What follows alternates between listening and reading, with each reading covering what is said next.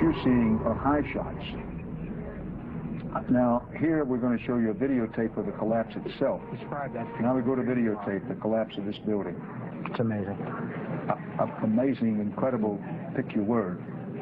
For the third time today, it's reminiscent of those pictures we've all seen too much on television before, when a building was deliberately destroyed by well-placed dynamite to knock it down. Perhaps the most commonly heard conspiracy theory about 9/11 is the claim that bombs may have been in the buildings that helped to bring down the towers, as well as the planes which struck them. As wild as this conspiracy theory may sound, one building, World Trade Center Building Number 7, also known as the Solomon Brothers Building, hundreds of yards away from the Twin Towers, collapsed at 5:20 in the evening on 9/11 and received very little coverage. This building was a 47-story steel-reinforced concrete structure, which collapsed into its own footprint in 6.5 seconds, 7 hours after the Twin Towers collapsed. It became the third building in history to fall due to fires, next to the first two, which were the towers. However, it was never struck by a plane. It also was not significantly damaged by the falling towers, according to the FEMA and NIST reports. Dr. Stephen Jones is a professor of physics and has this to say about the tower. I was amazed. It follows, and I'd looked now at dozens of demolitions just to see what they look like, what is the nature, experiments on how you bring a building down symmetrically, straight down and rapidly. You knock out the core first, the core goes down, the sidewalls lean in a little bit, and the building comes down rapidly because you've knocked out the support. Well, that's exactly how Building 7 came down. The dramatic collapse of World Trade Center 7 is something everyone ought to see. I suspect that few have actually looked at it, something that needs to be explored very carefully, but the characteristics are there. So you look at the building, you see it dip in the middle first, and the sides bow in a little bit, and then you see it come down. 1, 2, 3, 4, 5, 6, just like that. And right down onto its footprint. You see, that's the goal of controlled demolition. You don't want the building to tip over, which is much easier to do with explosives, actually. Just knock out the supports and let her tip. The trusses in the building made it very asymmetrical. There were 24 central columns, steel columns. For those to fail in such a way that that building would collapse in the center first and then come straight down, instead of toppling over, for instance, no. After years of questioning and activism by the family members of victims of September 11th, thousands of government contractors, engineers, architects, and other credentialed experts have joined together and examined the collapse of the Twin Towers and have looked into Building 7. A group now calling themselves Architects and Engineers for 9/11 Truth combines all of these professionals and has received virtually no coverage by the mainstream media. Although media has been invited to their events, as well as over 50 different disclosure attempts set up by the family members, marches by the so-called 9/11 truthers, and press conferences, the media remains silent. In order for the perimeter to fall perfectly and symmetrically, which it pretty much does at Building 7, all of those columns have to be removed within a tenth of a second of each other. Fire cannot do that. The entire roofline cascades down neatly into its own footprint. At the same time, jets of debris can be seen shooting out of the walls and going up. In the FEMA report, I think they were fairly honest, and it's interesting as you read what they said about Building 7. So, I'm reading with great interest.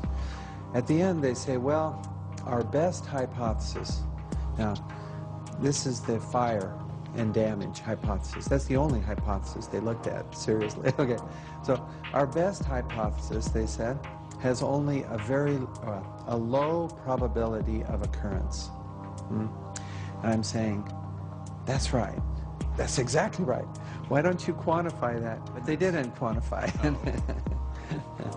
But they did admit, you know, it has only a low probability of occurrence, and that's to their credit. The 9/11 Commission didn't even mention Building 7 collapse, you know. The first column to collapse is column number 80, which was untouched by any structural damage. This is evident in the fall of the east penthouse, supported by column number 80. This precedes global collapse. But what happens next, several seconds later, is not so easily explained. Looking at photos of the building after its collapse, it is clear that the entire cage of interior columns failed. The structure piled into its own footprint.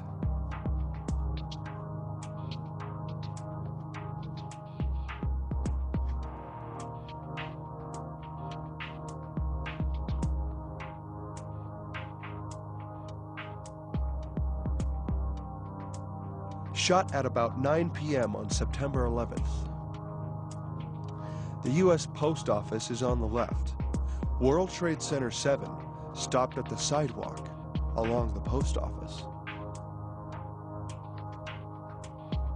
Building 7 was hundreds of yards away from the towers, across the street, while buildings 3 through 6 were in the immediate area under the falling debris. They received massive amounts of direct impact from the falling towers and maintained their integrity. And did not pancake. Objects do not increase momentum or inertia when they strike a force opposing them, but lose momentum and follow the path of least resistance, as is stated by the law of inertia. Building 7 housed the Office of Emergency Management. Also in that building, the New York offices of the U.S. Secret Service. And has confirmed reports that the CIA had an undercover office in 7 World Trade Center. One of the buildings destroyed along with the Twin Towers September the 11th. A U.S. official tells CNN the office was involved in counterterrorism and counterintelligence. The official says no CIA employees were killed in the collapse. Number 7 World Trade Center was also the New York office of the Central Intelligence Agency. The CIA ordered the building surrounded by FBI agents shortly after it collapsed. It housed the offices of the Securities and Exchange Commission, the joint FBI-CIA counterterrorism group that ironically tracked bin Laden. It was a spook house, filled with intelligence officials. The building was over-designed to withstand serious structural damage, for it was used by the city for emergency response purposes in a terror attack. The tower was standing for about 7 hours until it came down. And when it did come down, it happened in 6.5 seconds. News agencies quickly reported that the building fell due to fires. However, there was just one problem.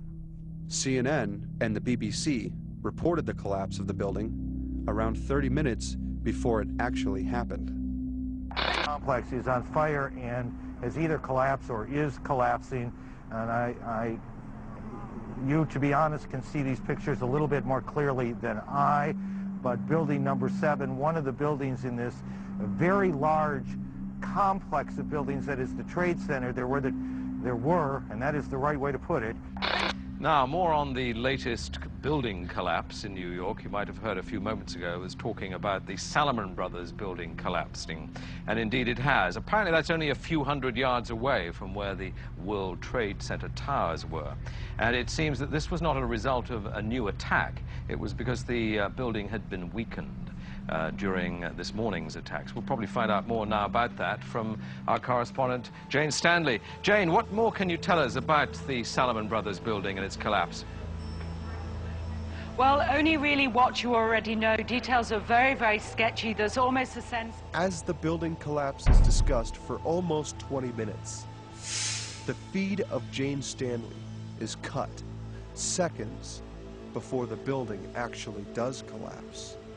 Many of us, when we heard the news, perhaps on the radio earlier today, were completely flabbergasted by it and just couldn't comprehend it. I mean, it almost sounded too far-fetched.